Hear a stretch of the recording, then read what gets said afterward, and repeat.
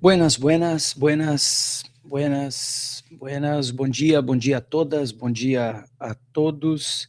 Sejam todas e todos bem-vindos, bem-vindas para essa nossa manhã de leitura rente ao texto e dialogando com o texto, da última leitura desse texto aqui que está na tela, o Biografia do Abismo, do Thomas Trauman e do Felipe Nunes, uma verdadeira biografia do caos, no qual os autores tentam descrever que a calcificação, palavra dos autores, SIC, está calcificada na sociedade brasileira. Desde o início da leitura, a gente tem chamado a atenção para o fato de que calcificação não é o concreto. A classificação é uma expressão a classificação não, a polarização não é o concreto. Ela é uma expressão eleitoral da luta de classes. E sim, concordo com os autores, que está calcificada na sociedade brasileira. Porque ela é antiga, vejam.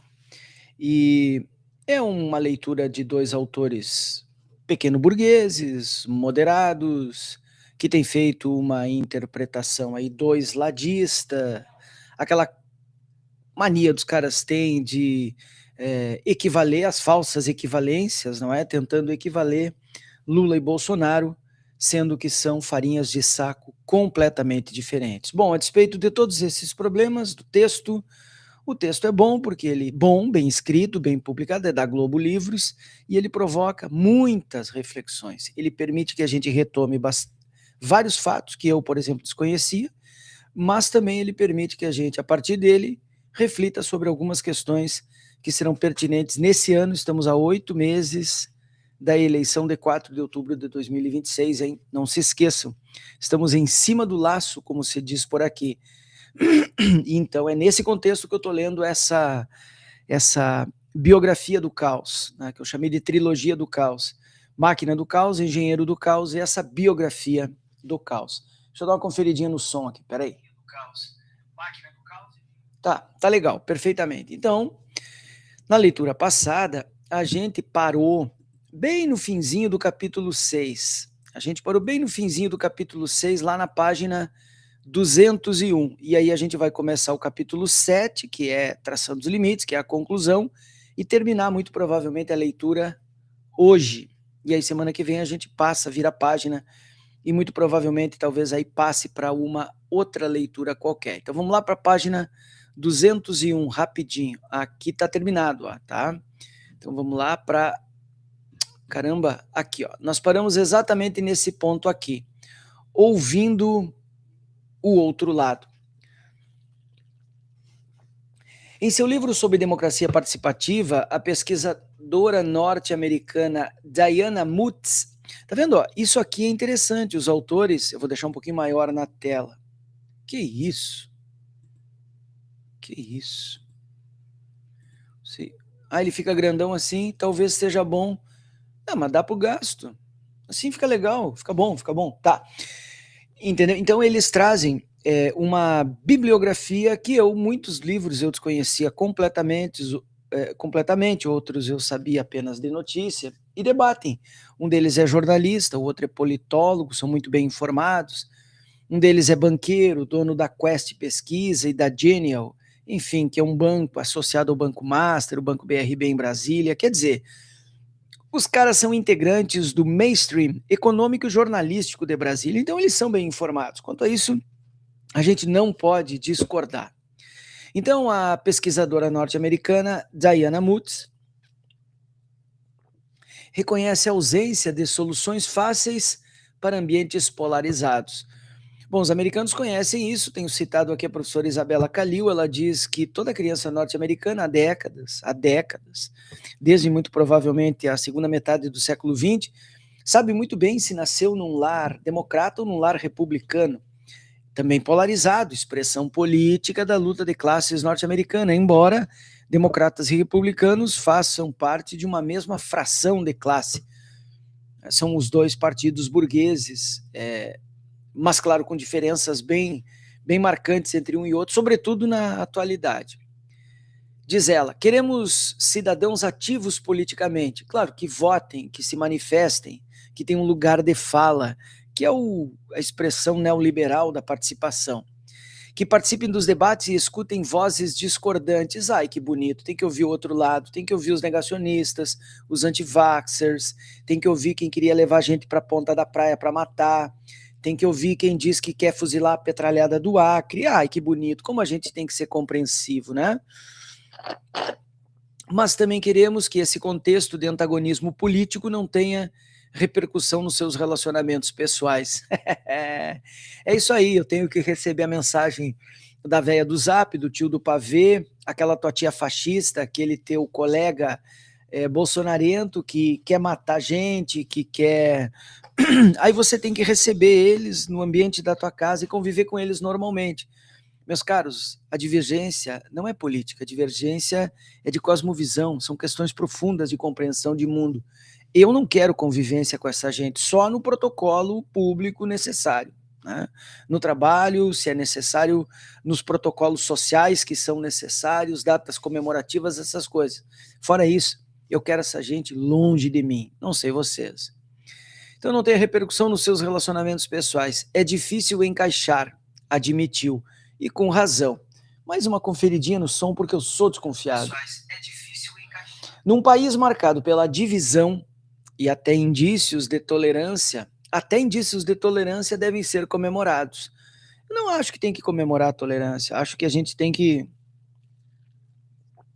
minimamente conviver dentro do necessário e isso devemos comemorar. Mas não tem que ser, a tolerância é um valor sabe que tolerar pressupõe aceitar. Eu não aceito, em hipótese alguma, eu apenas convivo, porque é necessário, é obrigatório conviver. Mas eu não aceito, nem tolero, não tolero essa gente. Quando questionados pela Genial Quest, está aqui um instituto, em junho de 2023, se preferem um ambiente de trabalho ou uma escola em que todos tenham votado no mesmo candidato ou que incluam eleitores de ambos os candidatos, 77% dos entrevistados disseram preferir um ambiente com pessoas dos dois lados, tudo misturado. Bom, isso é democracia. Democracia, inclusive, plena ou democracia burguesa. Mas quem quer fuzilar a petralhada do Acre, quem quer levar os vermelhinhos para a ponta da praia, quem sempre disse que a maioria, que é típico do fascismo isso, que a maioria manda e a minoria obedece, que é o contrário da democracia, a maioria deve agregar as minorias, né? Quem diz isso é o lado bolsonarento do jogo, entendeu? Eu queria que eles perguntassem essa pergunta, será que tem aqui depois? Queria que eles perguntassem para os bolsonaristas e para os lulistas, essa diferença aqui. Esse é um dado relevante, porque pesquisas anteriores mostraram que o debate político é um tabu no ambiente de trabalho. Claro, é impossível a convivência. Análises de milhares de questionários da Quest compararam a disposição dos brasileiros em debater divergências e confirmaram que os humanos são como os pássaros. Aqueles da mesma espécie tendem a se reunir para facilitar a defesa do bando. Normalmente. Aliás, isso aqui está no Engenheiros do Caos. Essa psicologia das massas aqui, o Giuliano da Empoli trata no Engenheiros do Caos, que a gente leu de orelha a orelha também. Acho que ainda final de 2025, aqui no canal. Só botar na playlist aí. Tem uma playlist exclusiva para isso. Os brasileiros são mais confiantes para tratar das polêmicas como a família, em seguida com os amigos e só depois com os colegas de trabalho e com estranhos, que é um estranho em certa medida. Aí os gráficos que eles botam, tá? Eles têm tudo baseado em dados de pesquisa, isso é um valor do livro, mas eu não fico interpretando gráficos porque na tela eles não têm qualidade, não têm resolução. A mesma pesquisa Genial Quest mostrou que 82% dos entrevistados não têm medo de falar de política no trabalho, mas 16% ainda acham que isso pode prejudicar sua carreira. E eu acredito que as pessoas tenham medo mesmo. Você pega um chefe aí contrário da sua linha, sobretudo se o chefe é bolsonarista, porque eles não aceitam o outro lado, ele vai te perseguir lá, política e funcionalmente no seu trabalho. Isso pode acontecer, viu? Eu não desprezaria esse dado. O desafio de tolerância pós-eleitoral, para eles ali era um pós-eleitoral. Esse livro aqui é de 2023. Para nós é pré-eleitoral. Estamos, repito, há 8 meses da eleição mais difícil das nossas vidas, porque será mais difícil que a anterior, que já foi assim, inacreditavelmente difícil e polarizada. Eleições são polarizadas, porque são realizadas numa sociedade com intensa luta de classes, com emergência profunda da direita, entendeu? Bom, o desafio da tolerância para nós, eleitoral, dentro das famílias e dos círculos de amizade é ainda maior. Como observado no capítulo 5, que a gente leu, quase um quinto dos brasileiros confirma ter cortado relações com parentes ou amigos. Eu fiz uma poda na minha árvore genealógica. Se era bolsonarento, tirei fora, podei esse galho aí da minha árvore genealógica. Que votaram no candidato adversário para presidente no segundo turno em 2022. 2 de cada 3 brasileiros que romperam relações pela política disseram, em junho de 2023, acreditar que ainda poderiam reatar relações. Bom, isso aí o futuro só Deus sabe. O Zeitgeist do Brasil de 2023, e aqui me serve, tá? Porque ele é muito parecido com o Zeitgeist. Zeitgeist é aquela expressão do alemão, da filosofia alemã do século XIX, que fala do espírito do tempo. Muito parecido com o que o Otávio Yanni chamava de quadros mentais de referência. Eu gosto dessa palavra, muito melhor do que do que uma teoria gringa, né? Muito menos do que um figurino alemão falar de um Ottaviani, uspiano, genial. Quadro mental de referência permitia um otimismo agridoce. Não sei de onde que ele tirou isso aqui. Otimismo, ok, mas um otimismo azedo. O fato de que agridoce é uma palavra oxímora, é belíssima para descrever o momento que a gente está vivendo.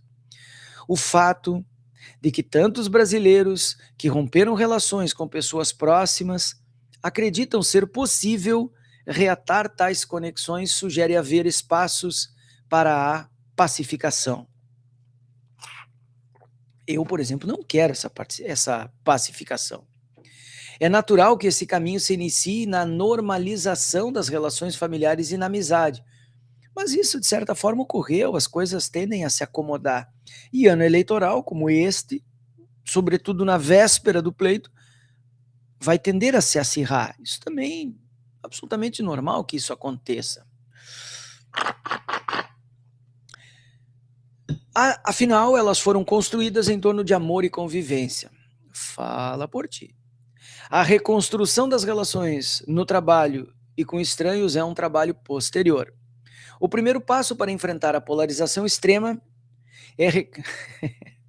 o problema é... Tá vendo como autores pequeno-burgueses, eles confundem a realidade com a expressão da realidade?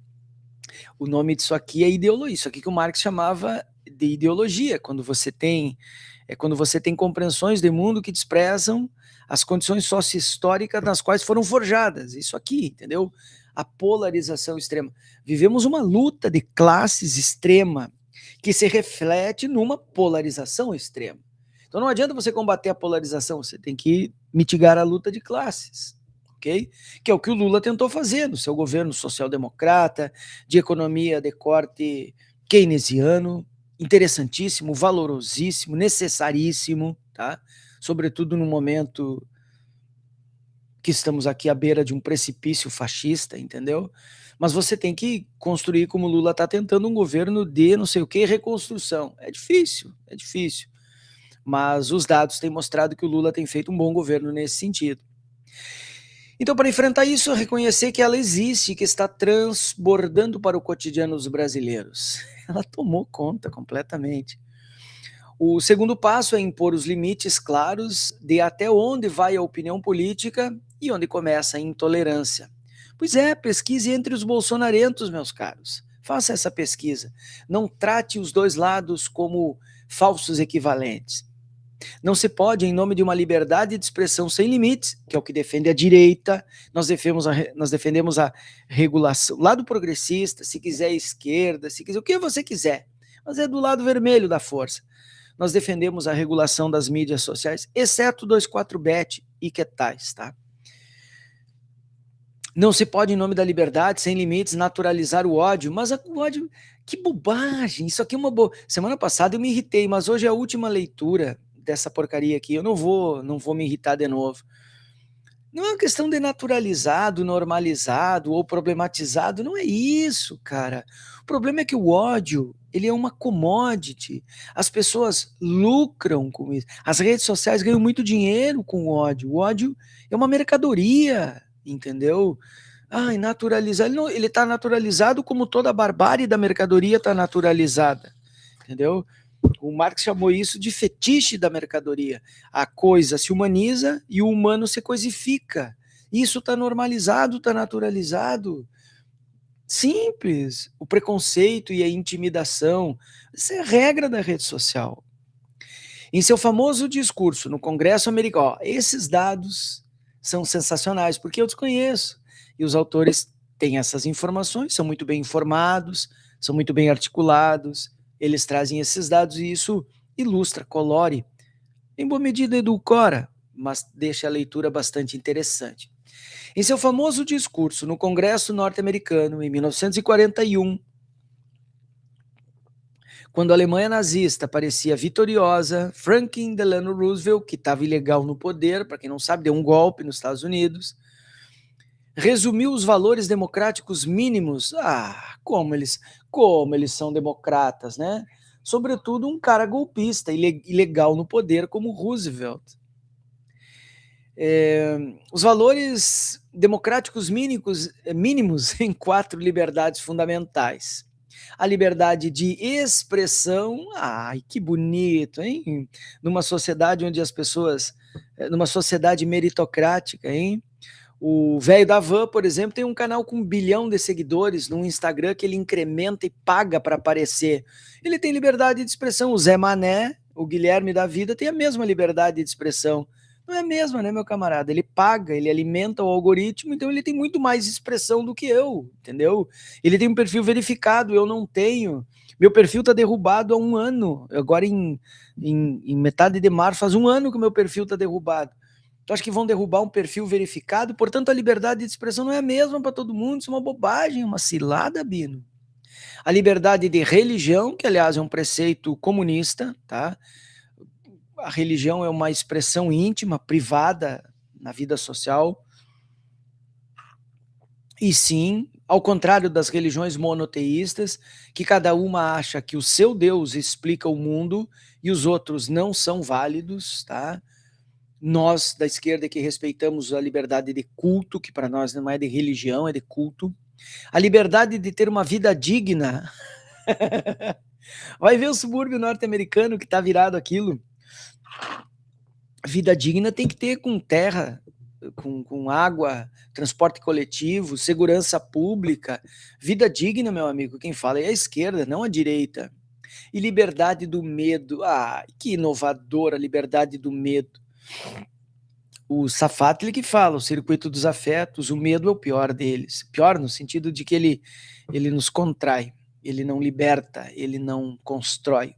O afeto que impera em contextos fascistas é o medo. Os parâmetros representavam as ideias básicas para lutar contra um ideal tirânico que naquele momento triunfava na Europa e na Ásia, que era o fascismo, claro, o nazifascismo. A lista das 4 liberdades não é uma visão para um milênio distante. Está vendo como esses autores aqui são pequeno burgueses?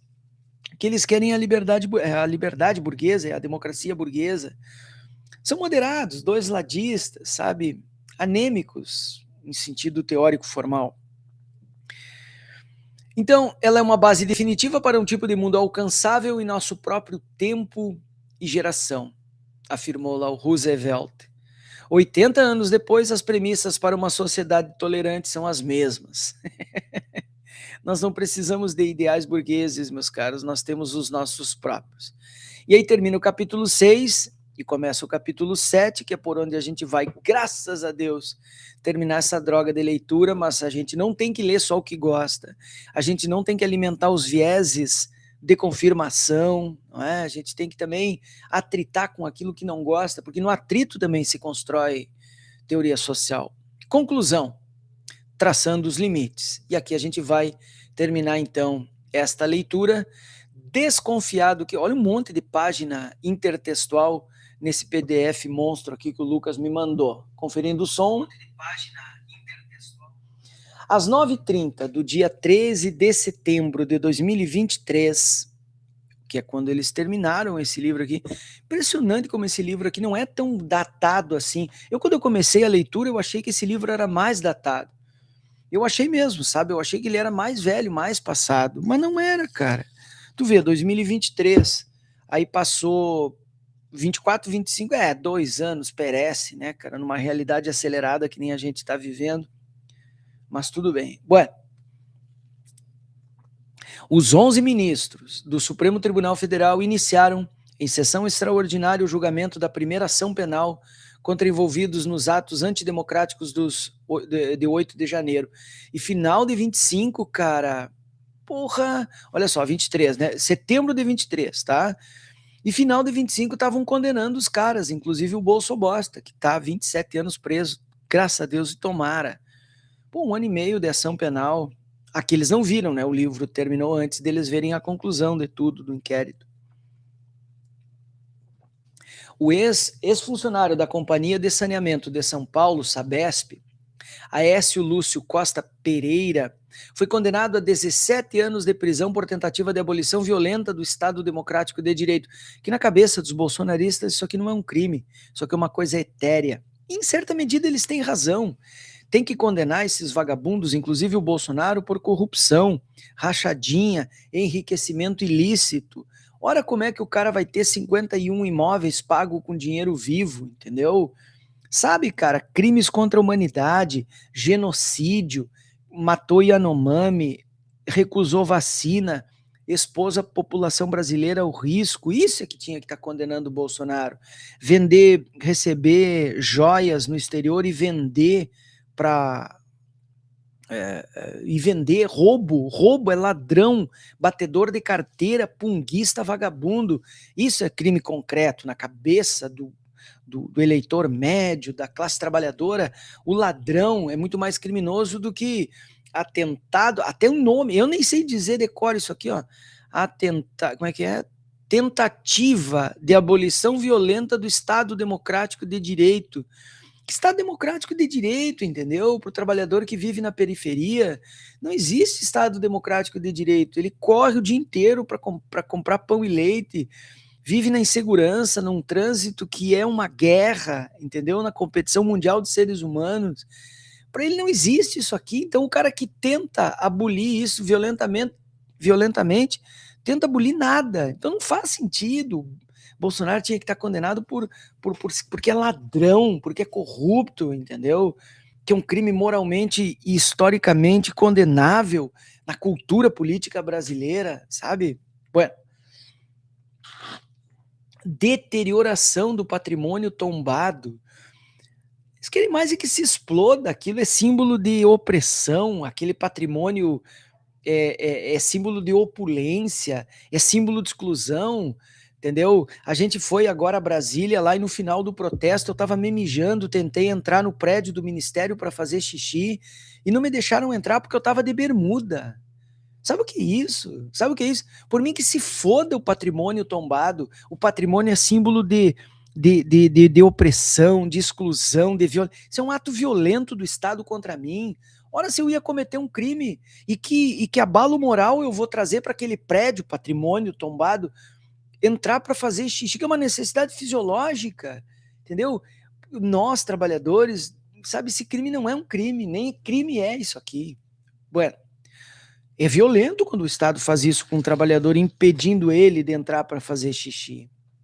O réu deveria ser a casa do povo, ora bolas, ali na esplanada dos ministérios. Cara, o Ministério da Educação, vocês acreditam nisso? Eu fui barrado no Ministério da Educação, sou um servidor público há 11 anos, né, com ficha funcional ilibada, blá blá blá, sabe? Eu não sou digno de entrar num prédio.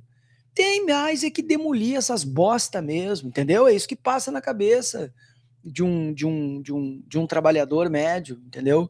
Eu consigo desenvolver uma compreensão maior, mas fiquei morto de raiva na hora, sabe? Tive que fazer xixi atrás de uma árvore. Que absurdo, entendeu? Que absurdo. Então, quando um cara entra lá e quebra tudo, eu digo, bem feito. Bem feito, quem manda não me deixar entrar para fazer xixi, eu necessitado, apertado. Porra, cara, ué. Eu fiquei muito puto aquele dia e fico muito puto com isso, tá? Isso é violência institucional, tá? Preconceito de classe. Ah, só o engravatado pode ser um ladrão, um pedófilo. Se está engravatado, entra. Entendeu a lógica, como é que é? Então, o réu veio aqui para dar golpe, atacar os poderes constituídos, o governo eleito. Só que deu errado e foi preso, resumiu o ministro Alexandre de Moraes, relator do processo. Pereira foi o primeiro dos 1.395 réus julgados pelo STF. Deu tempo de aparecer no livro aqui do Trauman e do Nunes, num processo que simboliza o descalabro causado pela polarização extrema no Brasil. Não, isso aqui não foi causado pela polarização extrema. Isso aqui foi causado pela alimentação impune de um golpe de Estado. Foi alimentado durante 4 anos de governo. O Bolsonaro passou Bolsonaro, Guedes, sabe? Desde o Temer, na verdade, eles passaram 4 anos prenunciando que iam dar golpe. Eles nunca esconderam suas reais intenções, entendeu? Sempre quiseram ficar, sempre quiseram. Inclusive abriram um clube de tiro por dia no Brasil. O sonho deles era armar a população para que a hora que tivesse que trocar o poder, os caras fossem para as ruas e não permitissem a troca de poder. Foi isso que aconteceu. É igualmente simbólico que nenhum dos 11 ministros, inclusive os 2 indicados pelo governo Bolsonaro, tenha deixado de condenar os primeiros réus pelo que fizeram. O consenso é essencial para demarcar um cordão sanitário entre divergência política salutar e a democracia e o golpismo. Isso sim houve, de fato.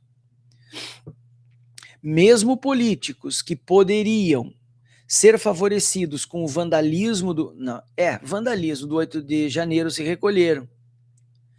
Não ficou bonito defender aquilo, mas eles inventaram um monte de história, né? Que corre pelas redes sociais, nos apps da vida impunemente, tá? Não houve manifestações de rua, nem hashtags de redes sociais em defesa das atitudes dos réus. Aqui o texto está datado, porque a campanha de anistia é o baralho, é muito forte, e aqui os autores não tinham ainda, não estava aparecendo ainda essa campanha forte pela anistia, como tem agora. Apenas a minimização dos atos e a tentativa de desvinculá-los de uma coordenação central que houve, Bolsonaro foi condenado por isso. A tese majoritária dos ministros do STF não apenas cataloga os crimes dos vândalos do 8 de janeiro, mas pune-os como forma de dar o exemplo para estancar o radicalismo e desincentivar novas tentativas de ataques à democracia. Em seus votos, os ministros Alexandre de Moraes e Gilmar Mendes lembraram aos demais que o plenário onde estavam foi destroçado em janeiro. As primeiras sentenças contra os vândalos de Brasília foram a versão jurídica do paradoxo da tolerância de Karl Popper, citada no capítulo 6. Foi, acho que na leitura passada ou retrasada que a gente mexeu nisso. É só ir na playlist Biografia do Abismo que você vai encontrar isso aqui. O paradoxo, né? Não se pode tolerar a intolerância. Os autores citam, inclusive, uma citação direta do Popper, que é excelente nesse ponto. O início do julgamento dos envolvidos no 8 de janeiro delimita Agora eu vou passar rápido, porque isso aqui está datado. A gente já sabe a conclusão disso, que aqui está apenas o seu início, tá? O início do julgamento dos envolvidos no 8 de janeiro delimita o território de onde o Brasil pode enxergar numa fresta de saída para a calcificação. Que bobagem isso aqui. Não existe aqui liberdade de manifestação para atentar contra a democracia, para impedir ato institucional número 5, para pedir a volta, os caras queriam a volta do AI-5, entendeu? Para pedir a volta da tortura, que o Bolsonaro pediu não foi na tribuna ele elogiou um torturador. Se ele não tivesse já, ok que ele não foi, ok nada, mas bom, entendo que não se teve o timing e a força para prender Bolsonaro quando ele ameaçou a Maria do Rosário de estupro. Então, quando ele, ao caçar Dilma, seu voto, elogiou um torturador na tribuna, ali se criou um monstro, né, cara? E o Bolsonaro deveria ter saído preso daquela tribuna.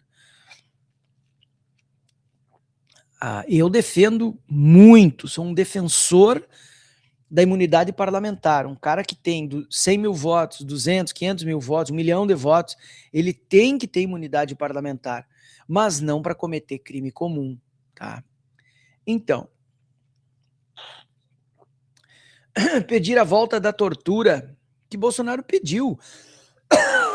Quando você elogia o Ustra, você pede a volta da tortura, óbvio. Para pedir a morte de inimigos políticos, Bolsonaro pediu 2 vezes, vamos levar os vermelhinhos para a ponta da praia, vamos fuzilar a petralhada do Acre, os comunistas, para pedir a intervenção militar. Isso aí, isso é crime, isso foi crime. Demorou para esse vagabundo ser preso. Disse Alexandre de Moraes no julgamento. Quem está dentro do território do respeito às regras merece participar do jogo democrático. Quem está fora deve ser extirpado. Que novidade. Em um dos seus votos, o ministro Gilmar Mendes perguntou retoricamente: o que nós fizemos de errado para chegar a isso? Acabei de dizer, ministro Gilmar, acabei de dizer. E o que nós devemos fazer para evitar que isso se repita? Esse livro tenta ser uma resposta às 2 questões. Uma péssima resposta, mas um bom texto. Tá? Ele é ruim no seu mote, mas ele é bom na sua textualidade. Este não é um livro sobre o passado. E é por isso que eu achei que valia a pena ler. Quando eu comecei, acho que comecei em setembro, outubro, novembro, não me lembro.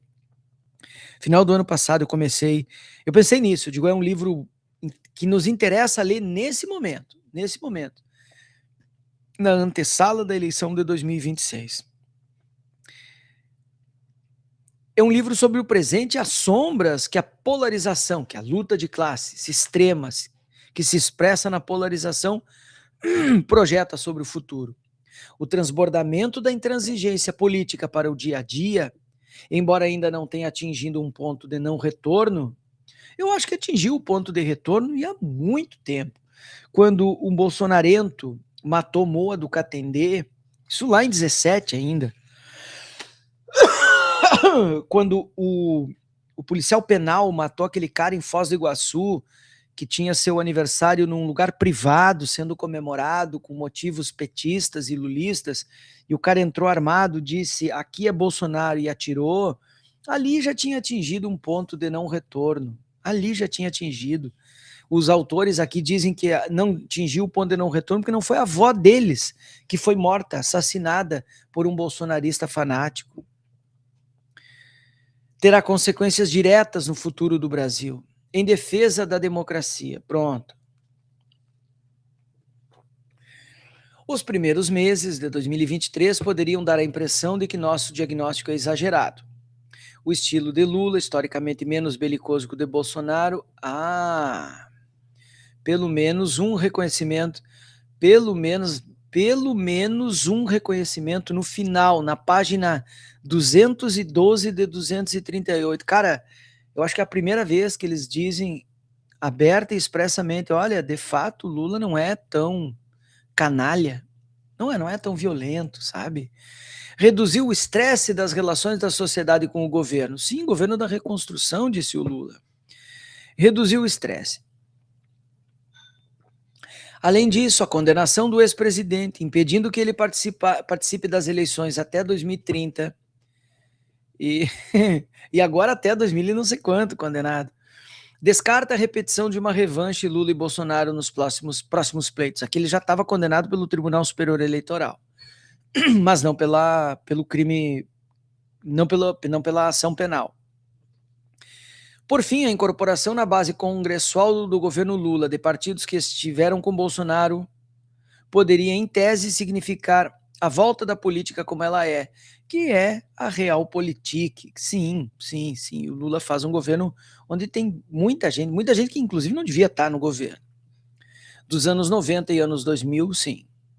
Acreditamos firmemente, dizem os autores, que essa impressão da volta da normalidade é um auto-engano. Eu também acho, eles estavam certos. Passados 10 meses desde as eleições, 2 de cada 3 brasileiros consideravam o país mais dividido do que unido. Em junho de 2023, o Brasil ainda aparecia com os mesmos patamares de opinião sobre polarização sentidos em outubro de 22, no auge da disputa eleitoral. É preciso ser de outro planeta para não se assustar com esse sentimento. Sim, está aqui o gráfico, tá? A intransigência de parte do Brasil em relação à outra parte não acabou. Não, pelo contrário. Teve seu auge nas invasões de 8 de janeiro e apenas se recolheu com o fracasso da tentativa de golpe. Que ainda bem, né, cara, que não se cedeu naquele momento ali.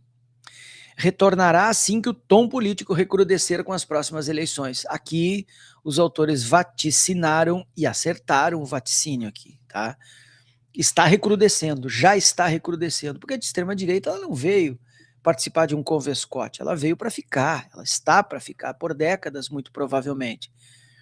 E a prova disso é que ela não é só brasileira, está na Argentina, está na Europa, está em outros países da América e, sobretudo, meus caros, ela está no coração burguês do império. Estados Unidos estão derretendo democraticamente, no sentido da democracia burguesa, mas derretendo democraticamente. Essa afirmação parece fatalista. Não, está corretíssima. É uma das poucas coisas concretas que eles dizem no livro e se desculpam por parecer fatalista. Mas apenas revela o tamanho da nossa preocupação. A democracia, não apenas a brasileira, está doente. Temos um Sherlock Holmes aqui. Milhões de brasileiros, norte-americanos, argentinos, chilenos, indianos, franceses, israelenses, britânicos, espanhóis, filipinos, etc., não mais enxergam nos seus representantes os portadores dos seus interesses. Isso aqui é o que o Giuliano da Empoli chama no Engenheiros do Caos de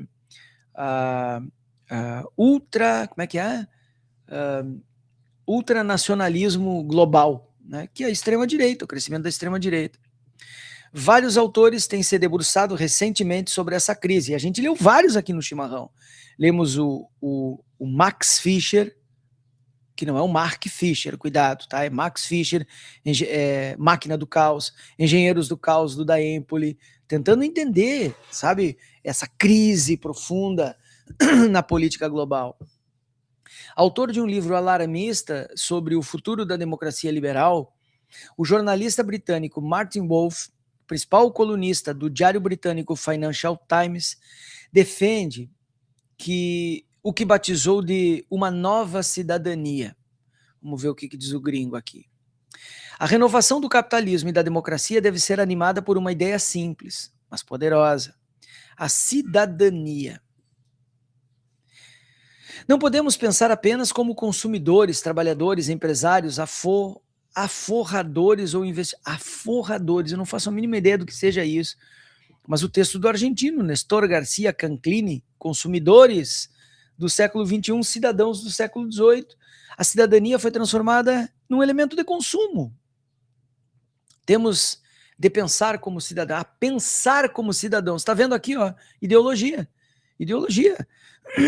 Para que nós sejamos verdadeiramente cidadãos, nós temos que ter uma sociedade minimamente igualitária, igual acesso à terra, à moradia, à alimentação, à segurança. Não adianta pensar. Tu tem que mudar a forma como as pessoas pensam.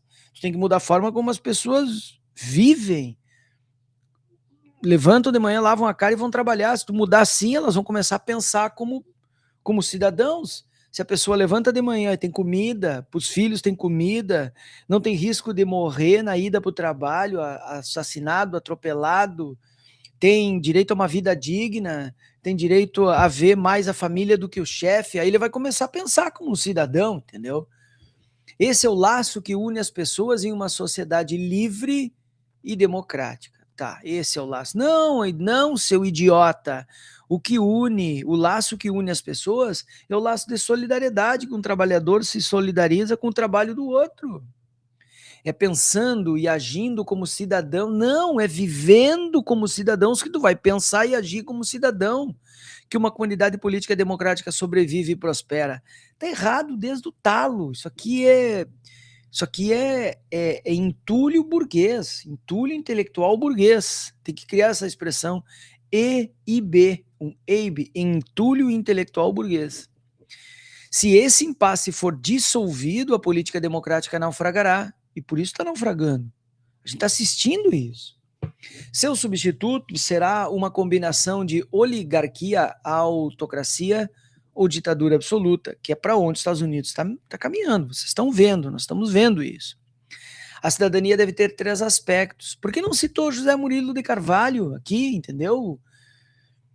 Vira-lata, sabe, intelectual vira. Assim como é bom, porque a gente acessa muita teoria que a gente não acessaria se não lesse, também é um viralatismo atroz aqui, tá?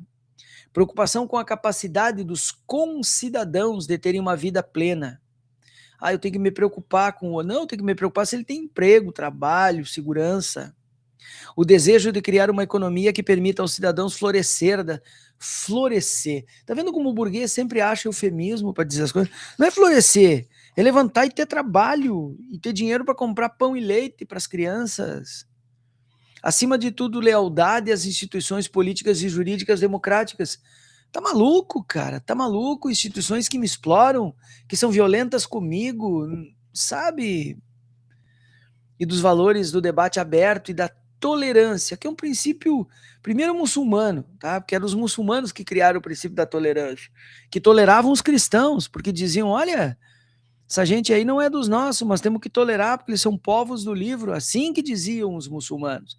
E foi importado pela burguesia europeia, o princípio da tolerância, mútua que a sustenta. Bobajada, bobajada, bobajada, não percam um minuto lendo essa bosta aqui, ó, tal de Martin Wolf, não conheço, não gostei. É uma tese poderosa, muito poderosa. Impressionante a capacidade dos caras de se encantar com besteira.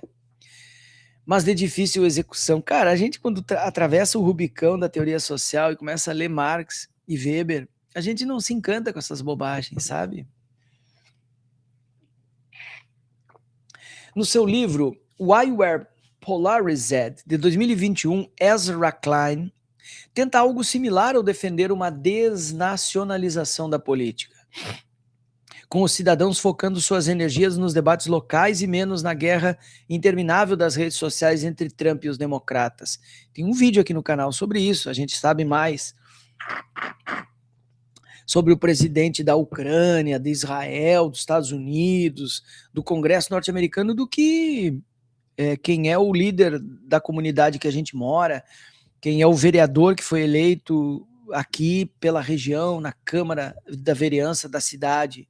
Sim, as redes sociais fizeram a gente mudar o foco. Esse vídeo eu tinha que resgatar, esse vídeo é bom pra caraca, mano. Bah, esse vídeo eu vou resgatar no final dessa leitura aqui. Cidadãos jogando energia na guerra terminando entre Trump e os democratas. No pós-fácil do livro, no entanto, o autor mesmo revela a surpresa com o grau de radicalismo local em que os Estados Unidos mergulharam no debate sobre as vacinas e remédios fajutos contra a Covid-19. É a mesma turma que queria saber a procedência da vacina, porque a vacina era perigosa, porque a vacina não era confiável, lá de 2020 e 2021, são os mesmos que agora estão se injetando caneta comprada no Paraguai, sabe? Estão metendo monjaro que eles não sabem de onde é que saiu aquilo. Impressionante, né, cara? Louvados por cutucarem a ferida da crise política mundial. Sim, tá, é o outro livrinho aqui de divulgação, tá? Por favor, não se iludam com essa água Perrier aqui. Como as democracias morrem, Steven Levitsky e Daniel Ziblatt lançaram em setembro de 23 Tyranny of the Minority. Esse livro eu não vi. Eu fui na livraria essa semana. Não, foi no final de semana passado. Eu fui na livraria final de semana passado pegar o livro da Beatriz Bueno, Partitude, e vi um outro livro do Levitsky e do Ziblatt, do ladinho do Como as Democracias Morrem, que é o Como Salvar a Democracia. Claro que nem a orelha eu quis ler daquela porcaria, né? Deve ser mais do mesmo, tá? Mas esse aqui eu não sei se foi traduzido para o português. Deve ter sido, né? Esse livro já está velho. No livro, eles relacionam uma série de recomendações de mudanças institucionais para tornar a democracia norte-americana mais funcional. Nisso o livro é bom, porque o livro não tenta imaginar ou propor um mundo fora da caixa. O livro, os autores burgueses norte-americanos, o Ziblatt é especialista em Europa e o Levitsky estuda América. Então, sim, eles fazem muito boas observações. Eu li com os alunos. Para ler com um aluno de primeiro semestre, vale a pena. Eu dei para o João ler. O João tem 22, 23 anos. E eu dei para o João ler há uns 5 anos, entendeu? É uma introdução belíssima. Não é um livro para botar fora, é um livro para ler, sabe? Mas não é um livro para você aprofundar nada, entende? Então, para tornar a democracia norte-americana mais funcional, eles fazem bem isso no livro. Como o fim do colégio eleitoral, com o candidato que obtiver mais votos sendo declarado vencedor. Isso aqui é um perigo. Tá? Isso aqui é um perigo. A correção que o coeficiente eleitoral faz não é o maior problema da democracia burguesa. Tá? A lista partidária também pode ser uma boa. Eu, por exemplo, gosto muito. Mas, por exemplo, a Alemanha nazista mergulhou no nazismo hitleriano com lista partidária, entendeu? Ela também não é antídoto para nada, tá? Eu estou lendo o livro do Vinícius Liebel. Que livro incrível! Esse eu vou fazer uma resenha e vou mandar para a revista de política da UNB. Pode ser que finalmente eles publiquem alguma coisa minha. A possibilidade de alteração da Constituição sem a necessidade de aval das assembleias estaduais. Acho que lá nos Estados Unidos. Porque aqui no Brasil não tem isso. A realização da eleição presidencial num domingo. Grande bosta.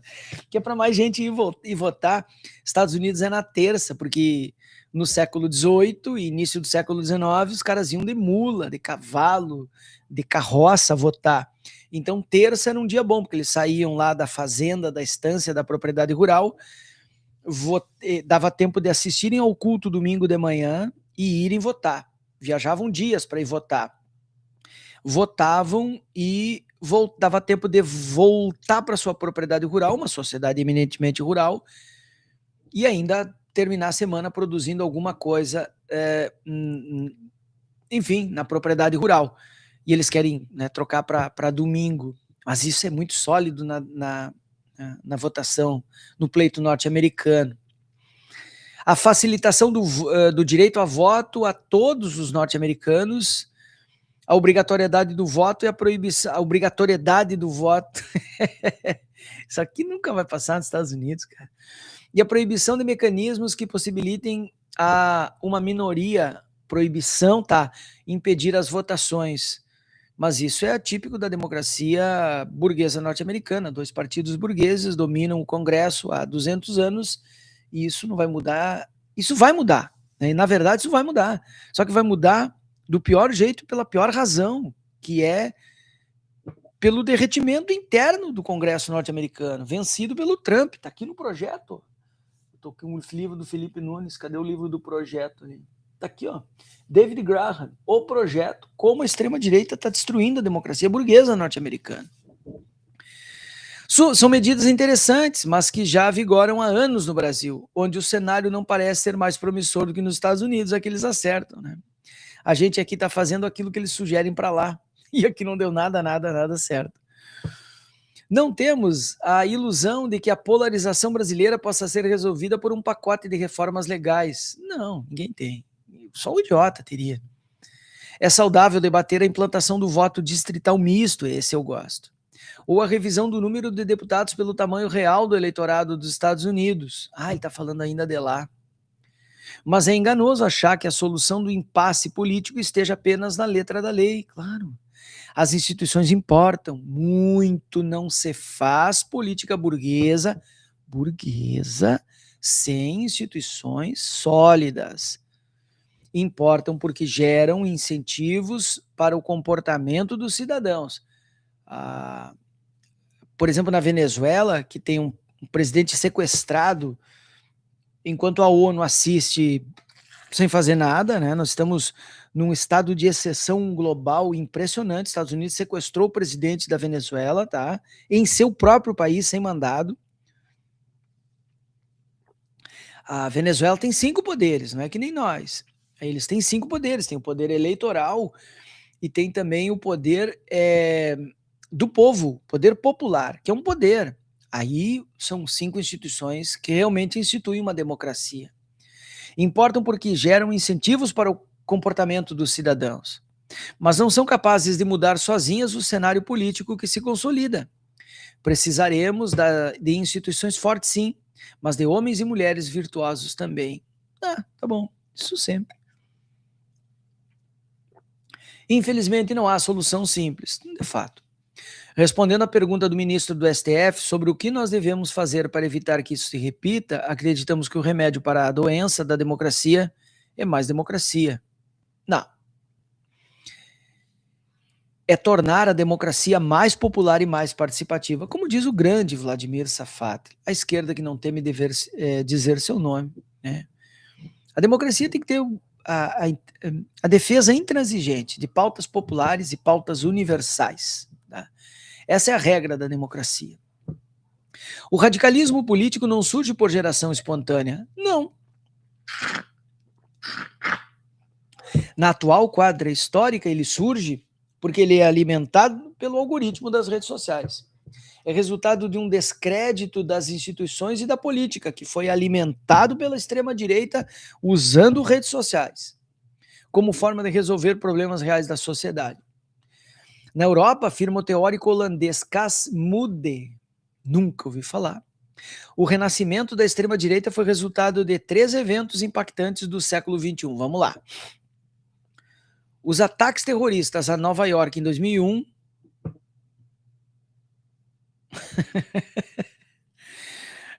O maior ataque terrorista da história são 2, tá? Se chamam Hiroshima e Nagasaki, tá?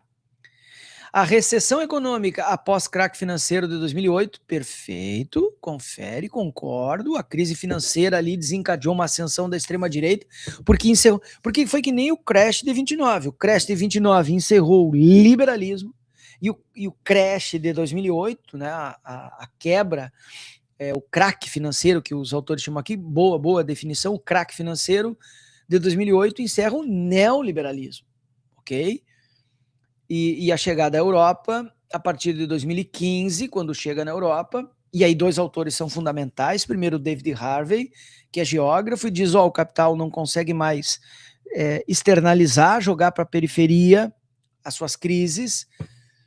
E o Stephen Meszaros, no Beyond Capital, e diz que agora todas as crises não ocorrem mais na periferia, mas toda a crise da periferia impacta no coração burguês do sistema.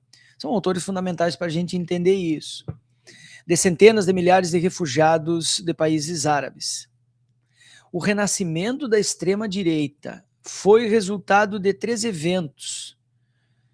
Não, quer dizer, são eventos muito bons da gente partir como hipótese de definição, mas o fato, as redes sociais não pode ser tirada dessa equação aqui, tá? Aí a imersão das redes sociais, a centralidade delas no debate político não pode ser tirado dessa análise aqui, tá? Tudo isso sem rede social seria tudo isso. Esses eventos, diz Mudde, esse holandês aqui, afetam as democracias ocidentais, rendendo votos a partir dos islamofóbicos, xenófobos e ressentidos com as elites econômicas, políticas e intelectuais, mas alimentados pelas redes.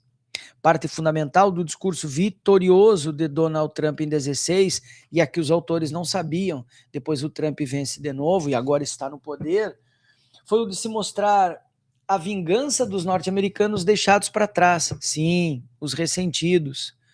E essa semana, final de semana passado, a esquerda ganhou em Portugal, e os brasileiros que moram em Portugal votaram na extrema-direita portuguesa, entendeu? É os ressentidos, sabe? Eu consegui, não quero que outro consiga. É o chutando a escada, entendeu? Cara, pela crise econômica e pela imigração. Tá aí, os imigrantes que não querem mais imigrantes. Como escreveu a psiquiatra Maria Rita Kell, eu gosto muito da Maria Rita, a conheço de vídeos, nunca li. Acho que li artigos, pequenos artigos de opinião dela, na mídia, esta mídia jornalística, tá?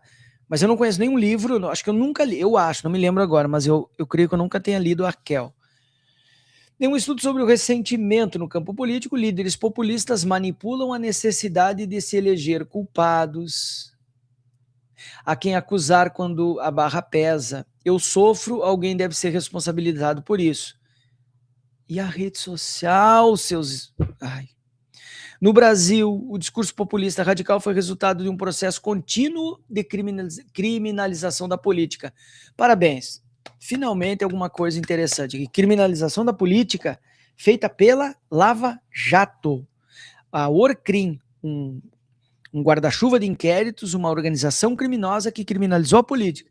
15 anos de Jornal Nacional, começou lá com o Bonner e a Bernardes, terminou com o Bonner e a Vasconcelos, duto de dinheiro, falava Lula, falava PT, Dilma, duto de dinheiro, 15 anos lavando cerebralmente o eleitor médio brasileiro, criminalizou a política.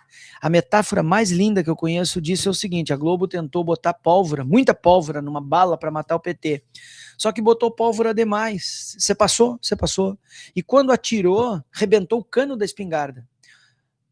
Rebentar o cano da espingarda foi o golpe contra Dilma. Aí veio Temer, veio Bolsonaro, Guedes, abriram a tampa do esgoto e os dementadores tomaram o poder. A sorte, a graça é que nós tínhamos Lula ainda vivo para nos tirar dessa enrascada. Cara, sem Lula, eu não quero imaginar o que teria acontecido conosco, tá? Criminalizou-se a política. Ah, esses políticos. Ah, político é tudo bandido. Olha, cara, é uma classe cheia de privilégios, é uma classe que pratica muita corrupção, porque a corrupção é inerente à democracia burguesa. Mas os meus representantes vão indo muito bem. Paim vai bem, a Melchiona vai bem, sabe? Eu votei no Humberto, acabei elegendo a Melchiona, claro. Aqui na Câmara, meus vereadores vão bem, na Assembleia Legislativa, o meu deputado Valdeci vai bem, sabe? Vai indo tudo bem, sabe? Os meus eleitos estão indo bem, me representam muito.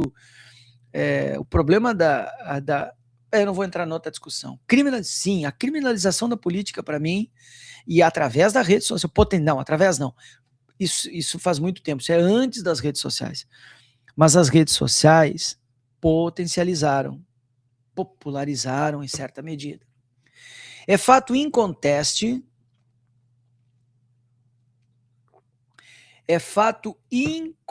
deixa eu só ver uma configuração aqui, peraí, um pouquinho. Ah, perfeito, tá. Vamos conferir o som, aproveitar que eu dei uma pausa. Deixa eu ver. É fato inconteste que centenas de políticos usaram seus mandatos para enriquecer ou financiar seus partidos no escândalo da Lava Jato. Escândalo não, cabeção. Esquema criminoso da Lava Jato, inclusive envolvendo juízes e promotores do Ministério Público e juiz de primeira instância, que agora é senador, hein?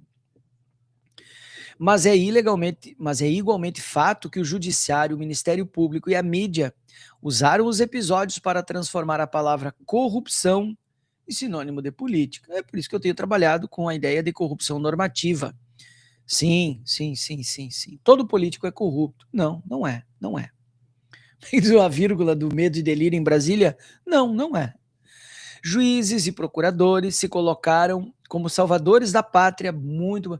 Porque, ai, cara, é o último dia da leitura, eu preciso dizer isso. Por que é que esses filhos da puta não botam o nome do juiz que fez isso, entendeu? E dos procuradores da Lava Jato que fizeram isso, que agora se ajoelha em culto e paga de pastor vagabundo, canalha, corrupto, ladrão, sem vergonha. Juízes e procuradores, no plural genérico, filhos da puta. Por que não botou o nome dos caras aqui? Covardes. Porque querem lançar livrinho dois ladista, moderadinho, da Globo Livros. Safado, cachorro, sem vergonha. Como diria aquela música lá. Como os salvadores da pátria em um país afundado na lama, abrindo espaço para dezenas de candidatos que eram eles próprios. Esses juízes e procuradores abandonaram a toga porque iam começar a chover PAD em cima deles, que iam acabar demitindo eles. Não, eles saltaram fora, porque daí encerra o processo administrativo e ainda ganha um mandatinho. E um dos procuradores ainda conseguiu ser caçado, o jumento ainda, com a democracia na eleição de 18 e em 22. Mais democracia implica instituições mais transparentes. Sim, que é o que o PT faz. Isso aqui. Por que estoura esquema de corrupção no governo do PT? Por que os bolsonarentos agora pararam de encher o saco com o escândalo do INSS? Porque começou no governo Temer, se ampliou no governo Bolsonaro e estourou no governo Lula. Por quê? Porque instituição transparente. Por que a Dilma caiu? Porque foi democrata demais. Porque a hora que começaram a chamar ela de Dilmanta, mandar tomar no cu, ela diz, eu prefiro a voz das ruas do que o silêncio das ditaduras. Democrata demais a Dilma, entendeu? Porque criou instituições transparentes, entendeu? Que se criaram. Os presentes que um presidente recebe são de interesse público. Um presidente é filho da... o presidente, o nome do presidente que roubou os presentes que recebeu e mandou um general nos Estados Unidos vender, tem nome esse cara. É na primeira pessoa do singular. Assim como o destino das verbas distribuídas pelas emendas dos deputados e os patrocinadores dos eventos com participação de juízes e ministros dos tribunais. Agora estão discutindo o tal código de conduta. O Xandão está militando que pode. Né? Agora, que palestra não é atividade didática, não é, né, cara? Por favor. Um Estado mais transparente, naturalmente, terá menos incentivo para desvios de conduta. Sim. Olha, uma das poucas frases corretas de um livro. Mais democracia implica agentes públicos que respondam pelos seus atos. Bom, a Justiça e o Ministério Público desperdiçaram a oportunidade de aprimorar o combate à corrupção ao transformar a investigação da Lava Jato numa caça às bruxas partidária. Sim, se fez isso. Mesmo o Supremo Tribunal Federal, fundamental para preservar a democracia em 22, se aproveitou do desgaste do... Não, cara, mas que mentira, dá zero para ele, que burro, não é burro, os caras são mal intencionados. O STF não se aproveitou, ele preencheu uma lacuna, em política não tem espaço vazio, do desgaste do Executivo e do Legislativo nos últimos anos para ampliar o alcance das suas sentenças. Não foi o Supremo que se cresceu e aproveitou, foi o Executivo que se acovardou e se encolheu, foi o Legislativo que se acovardou e se encolheu. O orçamento secreto foi pela covardia e inabilidade do governo Bolsonaro e Guedes. E boa parte do crescimento do Supremo é porque o Legislativo não legisla, porque tem medo do custo político de tomar decisões impopulares. Muitas vezes tomando para si o papel do Legislativo, naturalmente, e ainda bem que fez, porque alguém tem que fazer. No início do julgamento dos atos antidemocráticos, um dos advogados de defesa acusou os ministros do STF de serem as pessoas mais odiadas do país. Eles não precisam de voto, por isso que não pode ter voto. Pode ser um exagero, mas é fato que a corte se tornou um dos fatores da polarização. Muito. Sim, tá na boca do sapo da extrema-direita, né, cara? Porque consegue botar ordem na casa. Desde 2019, o Congresso transformou a execução das emendas parlamentares que surgiram da covardia, da inépcia, da incompetência do governo Bolsonaro Guedes. Uma das funções mais nobres de um representante do povo em uma cascata de desvio e desperdício de dinheiro público. Bolsonaro não tinha força para governar, entregou o poder para os deputados. Depois tirar de volta, não é bem assim. Aí o Dino agora está caçando isso. Os cargos no executivo seguem sendo a moeda de troca de apoio congressual sem nenhum critério técnico. Ah, que novidade, sempre foi. Os partidos políticos fingem que a descoberta das fraudes nos processos da Lava Jato equivale à decretação de sua inocência. É. Os partidos fingem que a descoberta de fraudes equivale à decretação. Isso aqui é uma frase criminosa. Tá aqui, ó, tá na tela. Essa frase é uma frase criminosa. Criminosa. Esses autores não são só uns... Eles são criminosos. Os partidos fingem que a descoberta das fraudes... Eita, tô ficando cansado já, peraí. A descoberta das fraudes nos processos da Lava Jato levam à inocência legal dos investigados. Fato. Equivale à decretação da sua inocência. Aqui eles estão dizendo o seguinte, ó, o Lula não é inocente. Por isso que quando os caras dizem o Lula foi descondenado e os caras ficam bravos. Não, o Lula foi descondenado, porque não é possível condená-lo. Ele é inocente. Porque não pode se provar com um juiz corrupto, com um juiz parcial. Não pode se criminalizar um político, uma pessoa, um juiz corrupto. O corrupto é o juiz. Lula é inocente porque ele foi descondenado. Se essa palavra não existe no léxico jurídico, ela tinha que ser posta, porque ela é perfeita. Ele foi condenado, depois precisou ser descondenado, porque o juiz que julgou foi corrupto, parcial, articulava a sentença com os procuradores. E os fingem descoberta de equivale. Eles não fingem, é a verdade, cabal. É inocente. Se você não prova a culpa de ninguém, é porque se alguém é inocente. Ponto final. Criminosa essa frase. Os partidos da base bolsonarista não fizeram um meia-culpa sobre o 8 de janeiro. Ah, tá, eles vão fazer, pode escrever. Nem tentam diferenciar suas pautas conservadoras legítimas do golpismo vil. Claro que não. Ainda mais agora que eles pedem anistia, eles assumem que são golpistas. As Forças Armadas devem explicações pela forma indecente. A questão é moral, tá? Como vários generais atuaram no governo Bolsonaro, bem feito, estão tudo condenado e tomara que percam suas patentes na justiça militar. E o pior não é isso, né, cara? Eles vão perder a patente, eles vão perder o salário até por ali, porque o salário vai ficar para as viúvas. Vocês acreditam nisso? Eles vão perder a patente, o que já é bastante. Um Heleninho, um Braga Neto, um Bolsobosta, tem que perder a patente, mas não vão perder o salário. Não há inocentes nas instituições brasileiras, não há. E os ingredientes que levaram a política ao descrédito a partir de 2013 seguem todos vivos. Os ingredientes seguem. Isso aqui é muito verdade dos autores aqui. Os ingredientes que levaram a política ao descrédito, naquele convescote fascista que foi 2013, aquilo nunca foi de esquerda, tá? Não me vem com essa. Destilando frustração e o ressentimento de milhões de eleitores.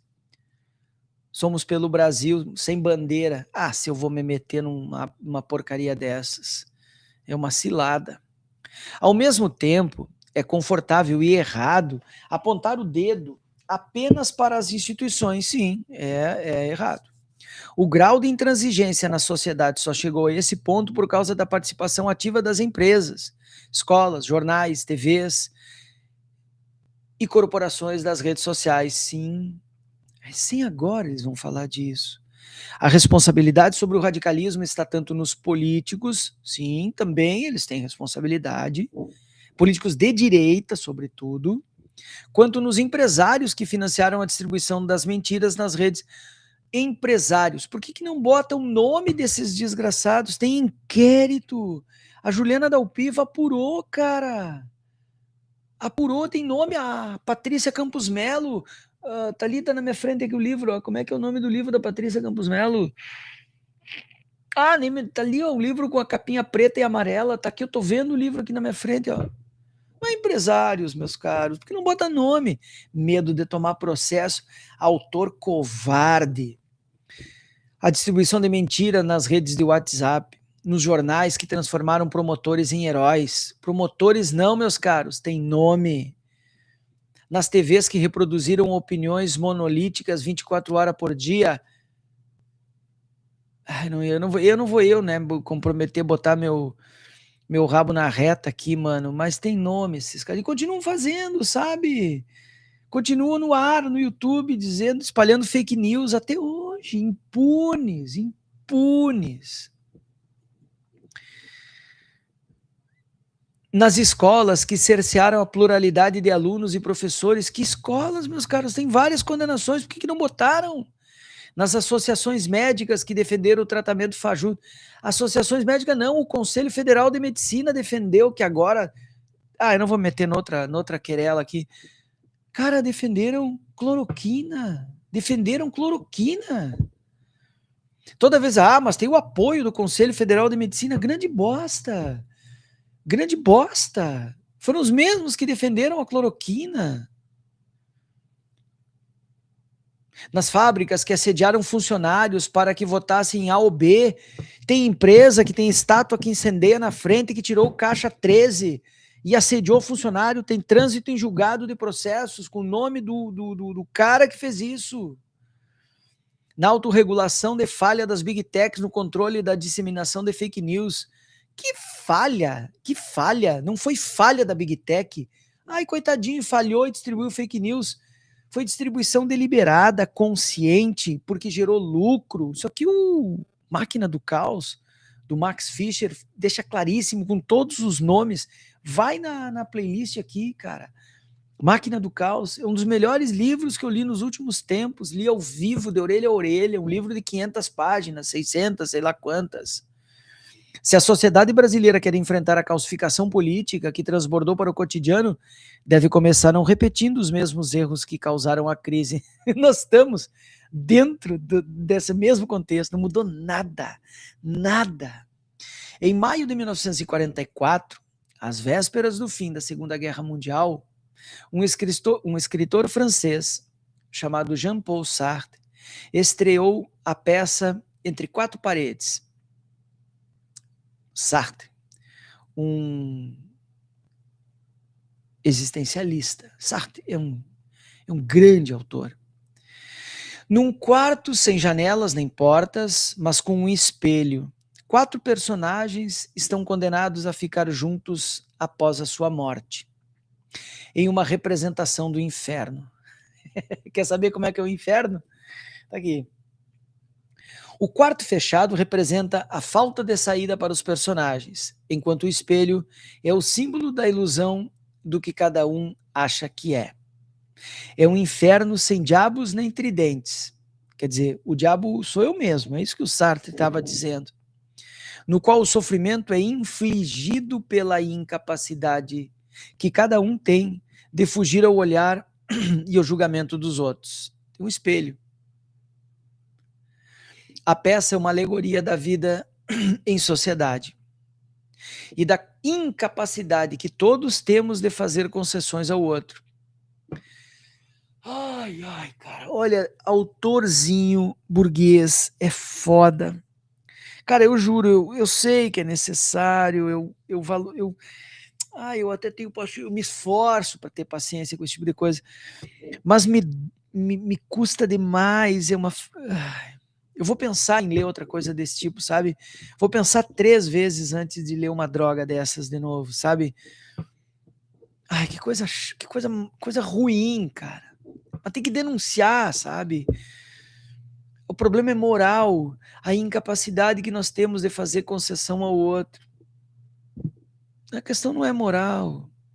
Mesmo quando precisamos de ajuda, a solução seria nós nos abraçarmos, nós, esquerda e os bolsonaristas, porque só juntos nós vamos achar uma saída. É isso que ele está dizendo aqui. Mesmo quando precisamos de ajuda, o nosso inferno é compreender o outro.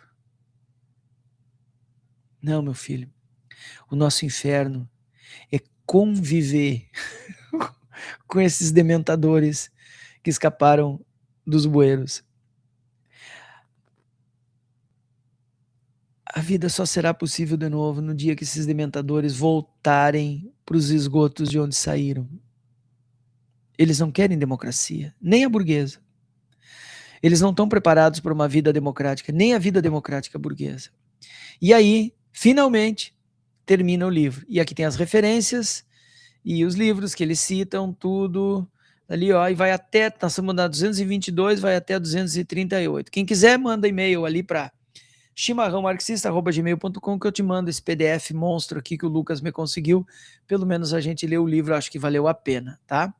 Felipe Nunes, que escreveu depois o Brasil no Espelho, tá ali, ó, tá? Brasil no Espelho, que é um livrinho sobre, que atualiza, tem meio ano depois, atualiza um pouco os dados e é interessante, tá? E o Thomas Trauman participa da Globo News, não precisa dizer mais nada, tá? Biografia do Abismo, é o livrinho que a gente leu de orelha a orelha, muita irritação, mas pelo menos a gente leu, tá? No final eu perdi a doma e não consegui não chamar esses caras do que eles realmente são, tá? Mas enfim, então é isso, tá? É isso. Terminamos a leitura aqui. Muito obrigado. Curte o vídeo, hein? Curte o vídeo. Normalmente tem mais gente assistindo do que curtida no vídeo. Curte o vídeo, te inscreve no canal e no final tu vai ser redirecionado para o chimarrão de amanhã de manhã, tá? No chimarrão tu vai ser redirecionado para o chimarrão de domingo, tá bem? E se tu tá vindo do chimarrão, muito obrigado. Se tá indo pro chimarrão só agora, igual, muito obrigado. Concluímos a leitura hoje. Amanhã, de manhã, pontualmente, perto das 8, chimarrão ao vivo no Fight Debate, aberto no chat. Tá bom, meus caros? Muito obrigado para quem ouviu, muito obrigado para quem acompanhou a leitura pelo Instagram, pelo TikTok, pelo Facebook, pelo YouTube. Muito obrigado a todas, muito obrigado a todos. Um forte abraço, fiquem bem, bebam água ou mate. Ronco de mate para ti. Se alonguem, leiam, preservem vínculos e se organizem em coletivos, hein? A luta, camaradas. Abraços.